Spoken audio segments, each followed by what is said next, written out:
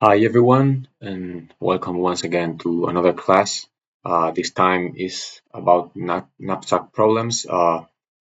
This session will only be an introduction. We will also have uh, further explanation on binary problems, quadratic problems, etc.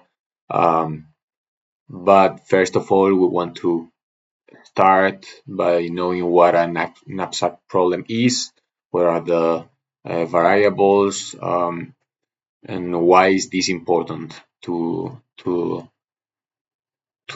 general problems solved with quantum computing. So yeah, welcome once again, and let's start with it. So okay, knapsack problems are problems embedded in the combinatorial optimization area. Um, this is because we have some items and we need to either order them or know which ones to select, um, and taking into account some constraints, can be weight, can be profit, several ones.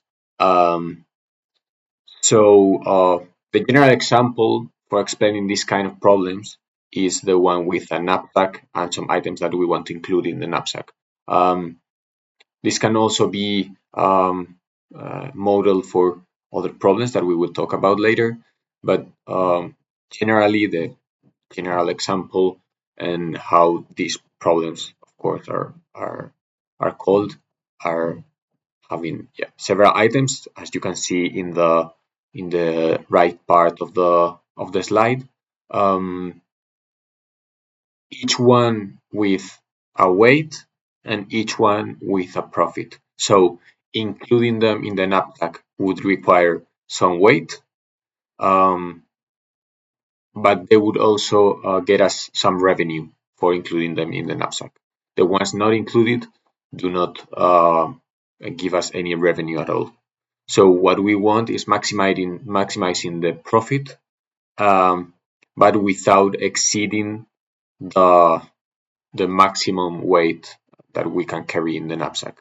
So, for example, if we take a look at this combination here, we know that the maximum weight that we can carry in the knapsack is 15 kilograms. So we can include, for example, this item here that is 12 kilograms, and we could include also this one 2 kilograms and this one 1 kilogram. So of course, the, um, the this constraint, this weight constraint, can be modeled either by maximum 15, including 15 kilograms.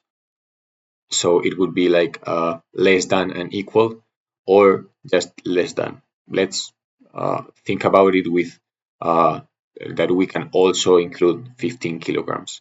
Um, so that in that way we could include these three items, and with those three items we would have a revenue of, or a profit of 4 plus 2 plus 1, $7.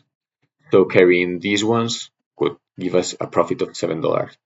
But we can also include, for example, this piece here that is $10. So if we just include this piece with 1, 1, and 2, we would have 4, 6, 7, 8 kilograms, that is less than 15, and we would have a revenue, a total profit of 10 plus 2 plus 2 plus 1, that is $15. So that is the kind of calculations that we should do in the process of solving this. Of course, we would choose option 2 because we want the most revenue that we can have without exceeding the total weight. So we have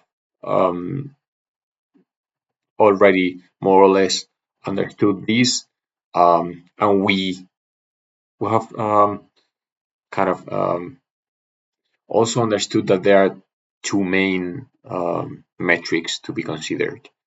Uh, One is the profit, that is the value that we want to maximize Um, so here would be the revenue that is attained to each of the items, or the total revenue.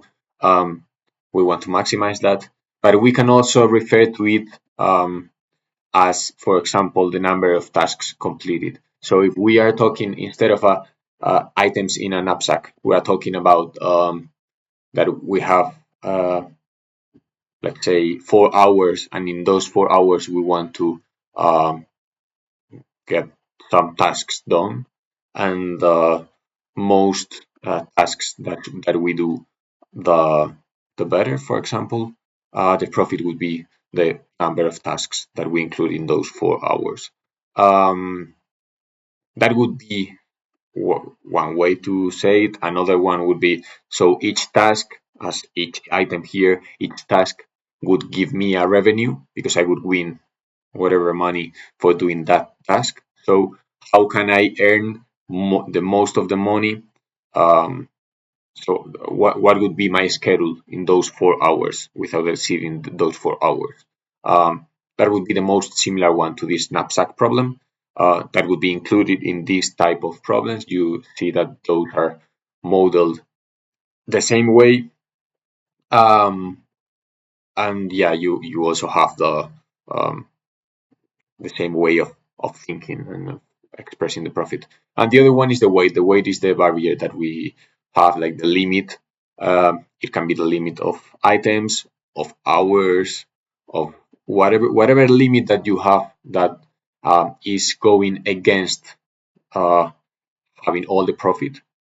Because if we didn't have the maximum weight here of 15 kilograms, we would just include all of the items, and we would have all of the revenue, and the problem would be really, really, really easy. So those are the two main metrics that you have to take into account.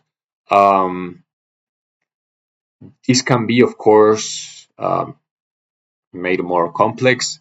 You can add more variables. Um, you can make more constraints. For example, you can add variables in terms of adding knapsacks, having several knapsacks. Um, uh, you can have several items from the same weight with different revenues.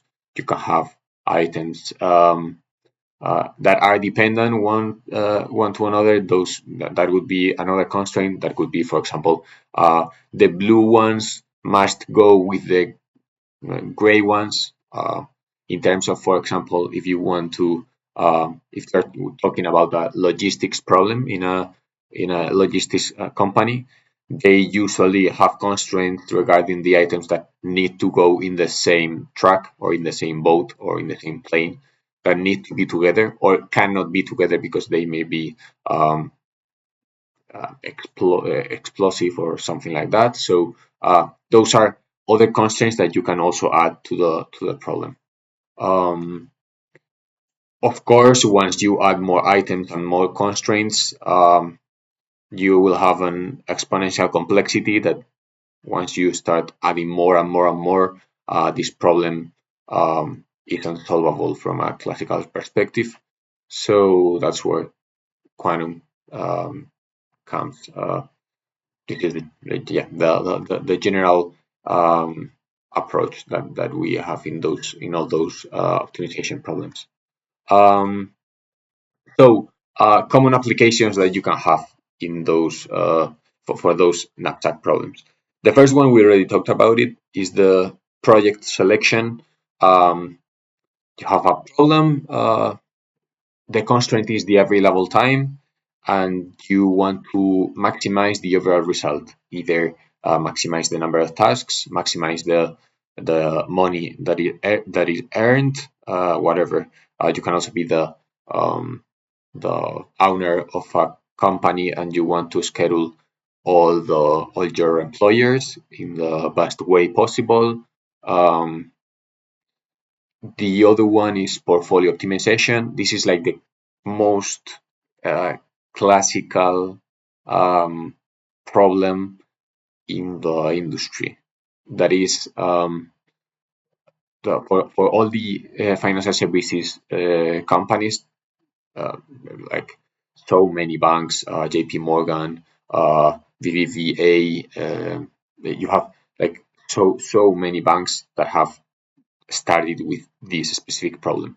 This one, implementing this one means that you should choose the maximum weight for different investments. So how much you should invest without exceeding your total budget.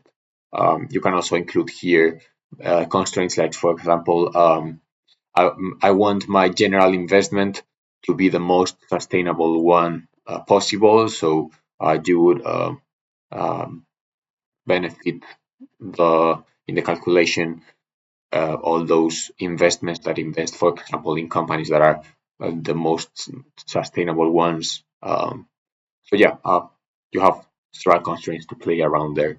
Um, you can also limit it to I only want companies from, I don't know, financial services and energy, things like that. In the energy area, we have energy management.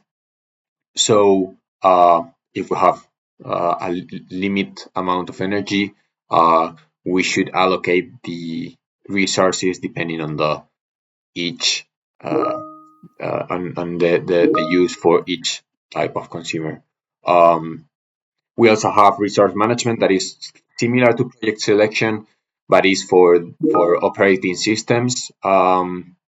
We also have inventory management that is the classical one also in all the logistics space. That is, we have a storage space, either a truck, either a warehouse, either a plane, whatever. And we should get for example, we should get the most items in there, taking into account the space that they are occupying. We want to maximize the number of items. Um, but we also want to maximize the the revenue that we get for those items. This is a really classical knapsack. Just change knapsack by truck, and you will have it. And of course, you cannot exceed that space or the maximum weight, or probably both space and weight. And then the shelf space optimization. This is for more retail in the retail sector. Um, the main constraint here is the attention span from the customer. So it's not the same to position a product in the top of the shelf or in the middle or in the bottom. So that would be another knapsack like typical problem that we can have. So yeah, this is a brief introduction of what those problems are, and how we can apply them. Um, as I say in all the sessions, feel free to ask whatever you need. This is just the introduction. We will get into it in the next sections, but yeah, happy to get you all here again. See you in the next one.